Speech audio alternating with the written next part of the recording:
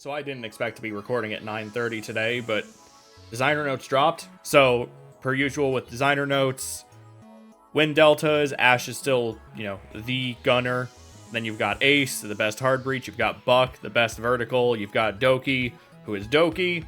Defenders are actually way more, balanced as far as the graph than I thought they'd be. Usually there's, at least someone roughly in this sort of area here around 40-50, but everyone's in line. Fen makes sense, Lesion makes sense, Solus I would expect to be a little higher, Azami I would expect to be a little higher, and then ban rates a lot more even, than I thought. Actually no one extremely high or low. Doki being the most banned makes sense, because again, Doki's really fucking good. Jackal, just because people don't want to deal with Jackal. Thatcher, because I firmly believe there are people that still don't know impact EMPs are a thing. And then defender ban rates. Fen is at 80%, and the next highest is Mira at 30%. And I knew Fen was going to be up there. I didn't know the difference was going to be that staggering.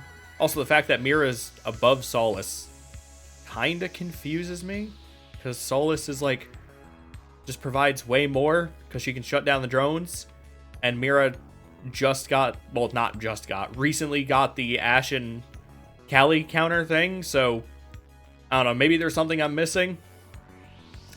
As observed in the balancing matrix, there's been a significant increase in the presence of certain ops.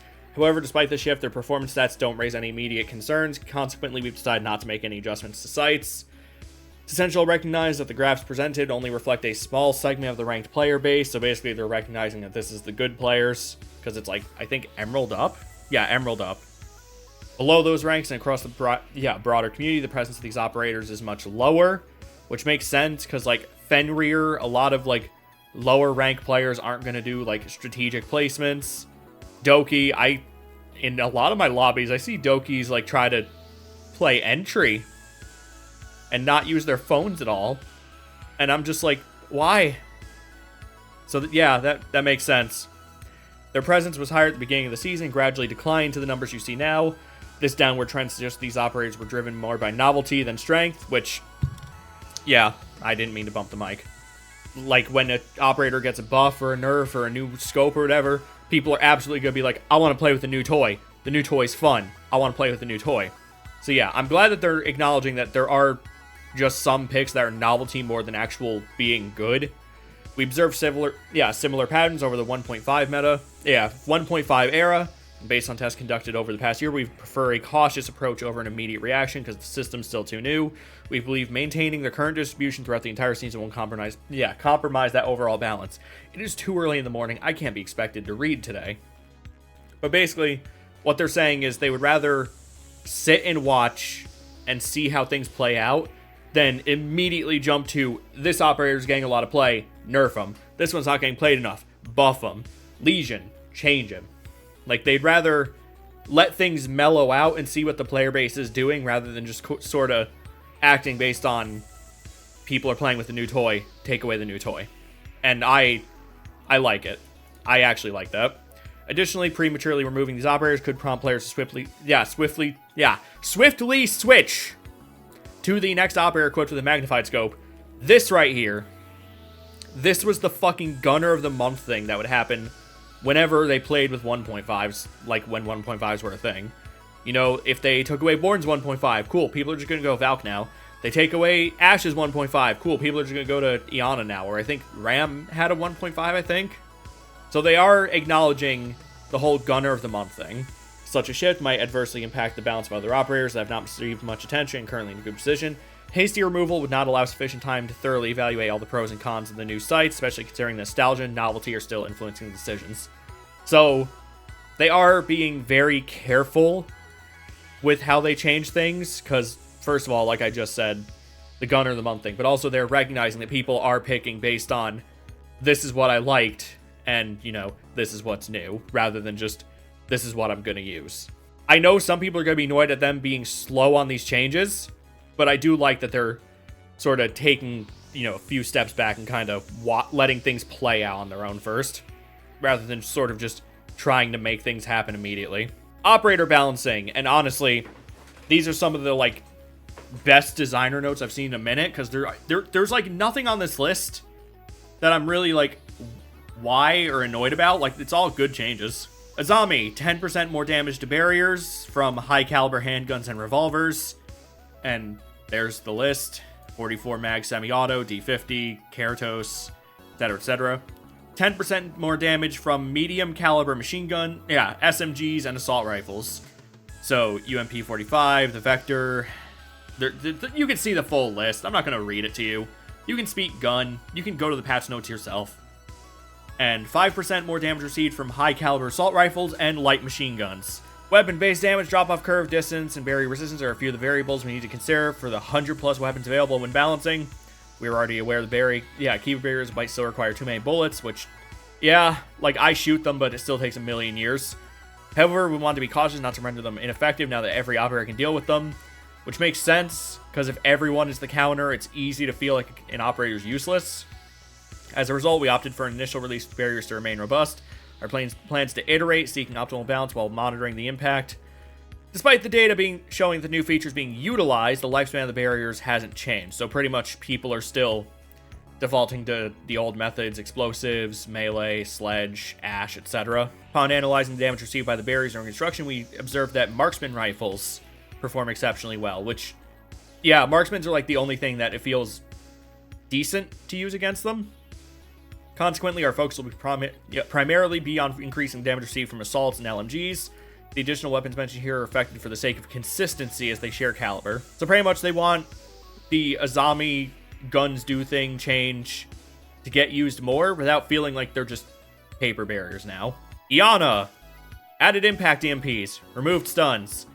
Considering her ability to bait defenders and facilitate refrags for her teammates, she could be an excellent operator choice for supports. Additionally, her intel gathering makes her particularly advantageous in current situation where drones are limited. Therefore, we will enhance her capabilities and incorporate impact EMPs and maybe look into the Gemini replicator in the future. So they want Iana to be a support. Despite all the gunners who used Iana as a gunner because she had stuns and back in the day had frags and a good gun, they want her to be a support. And I like that. And also, I do like that they mentioned they might look into the Gemini in the future. I don't know what they're going to do. Maybe they're going to, like, do the alibi thing where when someone shoots it, it pings the person that shoots it or some shit. I have no fucking clue. But I'm looking forward to what they do to Iana. Maybe I'll actually start playing her. Lesion. Goo mines. Initial damage decreased from 5 to 3. That's when you first step on them and it makes the Lego breaking glass sound. Gadget refill timer increased to 25 seconds from 20. This is fine. This is fine.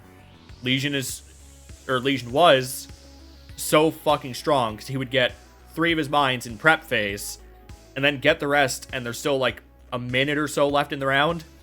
But now you do have to play Lesion sort of for that late game. You do have to actually like survive and actually get all your mines rather than getting all of them, and now you have basically a minute to play deathmatch with no consequence. Added obs blocker, removed impacts, which I'm perfectly fine with him losing impacts. He has a super shorty secondary. Like, the impacts sort of lost their entire fucking job once he got that super shorty. Because now you just go T5, so he has a really good primary. You go super shorty, he has a sight setup weapon. You go bulletproof cams, so you actually have like intel gathering. You've got the goos, so more intel gathering. So what do the impacts do in his kit? Like, the impacts did pretty much nothing aside from maybe like util clear. Sorta, I guess. Since the removal of cloaking from the goo mines, we've observed positive changes in performance. Despite the uncloaked mines, the number of mines triggered per round has remained stable, resulting in higher average damage than anticipated. That's because people don't look down, especially when you put them like on stairs or something. They are so fucking good if you're not just putting them like in the middle of the open where people can just see the thing. To maintain the core essence of the goo mine, we made a slight reduction to its initial damage. That's almost a non-issue. Our intention is to emphasize the urgency of removing the mine and the fear associated with encountering another one. Rather than an immediate kill, we aim to create a strategic window of opportunity for players to engage with the enemy. So they want the goos basically not to be a kill tool per se, but if you don't acknowledge the threat that they pose, then you're fucked. Legion's increased resources allow them to exert significant map control very quickly and block attackers' access to the building very early in the round. Consequently, we've extended the time to required to acquire the mines. While this may reduce early round map control, it ensures Legion's continued impact in late game scenarios. Pretty much what I said. He remains a priority target for attackers. So yeah, they want to reward Lesion as a, like, late game defender. They want to make him not an anchor per se, but you want to play less risky with Lesion. Like, you really want to be sort of anchoring, watching cams. You want to be sort of just this continuous source of proxy mines, basically. Regarding secondaries, we believe that the goo mine should be enough for slowing down ballistic shields, and the impacts give them too much flexibility. So we're going to change them to obs blockade, which also synergizes with his primary, providing extra protection. I wouldn't say the impacts gave him too much flexibility as much as just the impacts became sort of niche. Like, yeah, they're good for shields, but if they don't bring a shield, why did you bring impacts? You know, that sort of thing. Like, I'm fine with him losing impacts. I don't think this is the same reason. Like, I don't think we agree on the reason he's losing the impacts, but we agree he's losing the impacts. Nøkk. Remember Nøkk? She's still in the game. Remember her? Hell presence reduction, duration, and cooldown increased. I really can't talk today. From 20 seconds to 30. The recent changes to frags, along with increased access, have had a negative impact on Nøkk's performance, because people did play Nøkk just for the frags. I did for a hot minute. I'll admit it. To mitigate the issue, while we investigate other solutions to make her more impactful, we are increasing the duration of the Hell presence reduction. This will allow Nøkk to traverse bigger areas more comfortably without being detected in cameras. If they want Nøkk to be playable, they can just give her back the sound reduction thing. Because, like, it's annoying to get killed by someone you couldn't hear. On the other, that's why you watch angles. That's why you have, like, proxy alarms and shit. That's why you have utility. That's why you have Lesion, who just got reduced damage and increased timer. At a certain point, you have to acknowledge that if a player is annoyed by something, skill issue. Like, you do have to acknowledge that to a degree. And Nøkk still making sound but not showing up on cams. She's just, like, worse Vigil without the sound thing. Oryx, his dash will destroy deployable and talon shields. The dash is not interrupted. I like that. It feels more like a quality of life than a buff, but it is a buff. We're updating the dash to improve comfort and consistency. From now on, shields and talon shields will no longer impede the dash. Instead, it'll be destroyed and he'll go through. This adjustment aligns with player expectations. It makes sense. It works. I like it. Sens. Increased his ROU. Yeah, their ROUs from 3 to 4. Despite the numerous improvements to the POF and the additional utility, Sens continues to underperform. We acknowledge the intricacy and skill required to use the ROU effectively. The unpredictability of bounces can sometimes work against you. We hope the new previs can help improve accuracy, but we're going to allocate additional resources to enhance flexibility and provide... They want the ROU to be a thing. They want it to be useful. A lot of people want it to be useful. Because the thing about the ROU is that it is very finicky, and it's on the same timer as a regular smoke. It lasts as long as a normal smoke, pretty much. So it doesn't really have that many benefits, on top of all the things it gets countered by that regular smokes don't. Regular smokes don't get countered by mute. You can't impact a smoke. Sens has needed something. Either the walls had to be longer duration, longer period, like more little steps in it, or give them another. I don't know if this is going to be like the fix, like to make Sens playable, but this is definitely a step in the right direction, because effectively Sens is just weird smokes, and weird smoke is not good enough compared to Capitao, compared to Ying, anyone who does that whole, stop looking in this direction thing. Gadget balancing. Impact grenades. Explosion. Damage reduced from 40 to 60, and radius reduced from 3 to 2 meters. So, the damage thing, I already know there's people going to be pissed, because now they're going to be like, oh, I can't throw impact and kill someone anymore. Okay, why are you trying to use both your impacts to get a kill? Like, it's one thing if someone's, like, low or already down and use it for the finish. It's another when someone is actually just using them just for the duel. That is the part that makes no sense to me. And the radius thing, I did actually test this right before recording, because my immediate thought was, this is going to fuck over site setup. But this is the size of the hole that impacts make now. And I was still able to sprint through this. So, as far as its, like, role as a site setup tool, impacts are unaffected. Like, they still do the job. This is almost like a nothing change, honestly. I like the damage change. I think the damage change is a really good idea. The radius change does nothing, pretty much. We recognize the growing significance of impacts over the years. They play a crucial role in site setup. Yeah. Facilitate rotations. Yeah. Aid in clearing utility, deny walls, and even eliminate adversaries.